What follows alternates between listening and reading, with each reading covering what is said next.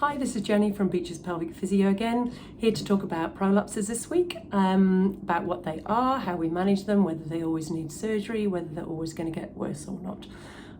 The answer is they don't need surgery and they're not always going to get worse, but that's a spoiler. So let's talk about what a prolapse actually is first. I'm going to show you this model of the pelvis. So we've got 3 bones in the pelvis that form the pelvic ring, sacrum at the back, alia on either side, which gives us our sacroiliac joints, pubic symphysis at the front. We've got this rim here, which below that point is the bottom half of the pelvis, which forms a pelvic cavity, and that's where our pelvic organs sit.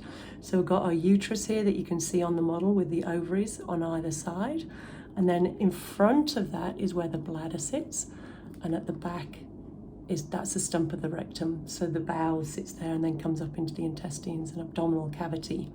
If I tip it up this way, we've got the sit bones, and then here is the pelvic floor. So it's a group of muscles that cover the base of the pelvis and wraps up around the inside of the pelvic cavity there to form this nice big bowl of muscle.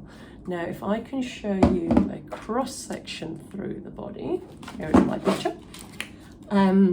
We have got the front of the body, the back of the body. We've got the bladder coming into the urethra, the vagina, the uterus, into vagina, and rectum coming down into anus, then a very schematic drawing of those pelvic floor muscles. In basic terms, the uterus is held up by ligaments suspended onto the pelvis, and then the fascia and this connective tissue that supports the pelvis on either uterus on either side extends down in front of the vagina, between the bladder and the vagina, and between the vagina and the bowel, and acts as this support layer, literally like some scaffolding to hold it all in place. Now, what happens with a prolapse is one of these areas of tissue is softened or lengthened, or in the most extreme case torn, which allows the organs to sit in a lower position within that pelvic cavity. Now, that can occur to the uterus, the bladder, the bowel, or any combination of the 3. I'm just going to show you this other picture which shows fairly extreme versions of prolapses, but it'll give you more of an idea. So if you can see this is our normal cross section with the bladder, uterus, bowel. This one here is where the support layer between the bladder and uterus is softened, and it's allowing the bladder to flop back into the vagina. This one here shows the uterus that come down the vagina, and this one here is the supporting layer at the back there, which has allowed the bowel to flop forward. So different single prolapses that we've got there. In terms of, excuse me, I dropped it on the floor. In terms of staging prolapses, we stage them 0 to 4. And there's a big difference. 0 is obviously nothing. When we stage them, our 0 point that we measure from is the entrance to the vagina, what we call the introitus. So the entrance to the vagina. Now, our key lines are 1 centimetre inside that and 1 centimetre outside of the entrance. Anything above a centimetre inside the vagina is a stage 1 prolapse. Anything between a centimetre in and a centimetre out is a stage 2. More than a centimetre outside the entrance to the vagina there is a stage 3. Whole organ outside your body is a stage 4. Now, a stage 4 is usually a surgical case, not always, but usually. Anything from a 3- upwards, we can usually manage pretty well conservatively with, well, I'll go through it in a second, but muscle work, functional control, use of pessaries, things like that. So the key thing with prolapses is, when you Google a prolapse, if you get diagnosed with prolapse and you Google it, Google is a really scary place. It's full of fear. It's full of don't do this, don't do that. And often doctors and specialists will give you that same information. Don't lift over 10 kilos, you'll never run again. I get really angry about that information. And if you've heard me talk about this before, you'll know I get really riled about it because it's just not correct. Not every prolapse will get worse. Not every prolapse will require surgery, and certainly those early prolapses, the stage 1, stage 2s, you don't need surgery unless your symptoms are really severe.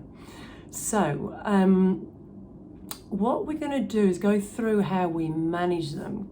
So as pelvic physios, we have a bunch of tools up our sleeves. Our first port of call is usually pelvic floor, because what happens, the organs, if you imagine the organs are being suspended up, they're being held up, and then the pelvic floor is coming up underneath it to give support from underneath. Whilst we can't repair the fascia or the ligaments stretching, that lengthening, we can't change that, but we can affect the support that it's getting from the pelvic floor coming up underneath. So our first port of call is obviously strength, endurance of pelvic floor and getting it coordinating at the right time. Because if we talk about a true deep core, like our true deep core is our pelvic floor underneath, our deep abdominal back muscles around the sides, and our diaphragm over the top. Now that muscle system should work together as a coordinated unit to control pressure, and that's what we call the intra-abdominal pressure, the pressure inside the abdominal cavity and the pelvic cavity. That alters, like when you're coughing, sneezing, that pressure goes up. If you're bracing to lift or push or pull, whether that's the kids, a door, a bad supermarket trolley, something at the gym, it all creates increased pressure in there. Now, I'm going to show you my little chook. I love my little chook. Here's my little chook. So if we think deep core, we've got pelvic floor underneath, we've got deep abdominal and back muscles around the side and diaphragm over the top. So what we're looking for there is them all to be coordinating properly. Now, there are various risk factors for prolapse. Giving birth vaginally is one big risk factor, but it's not the only one. Pregnancy itself loads up.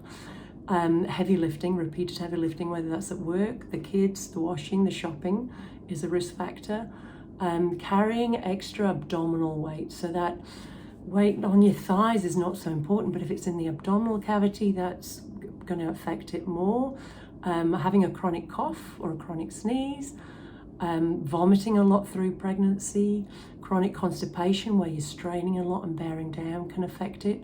And that weakness and coordination of the pelvic floor. And where that bit comes in with my little chook is that if we're getting an increase in pressure with a cough or a sneeze, pelvic floor should be working equal and opposite to the abdominals to control that pressure and contain it inside.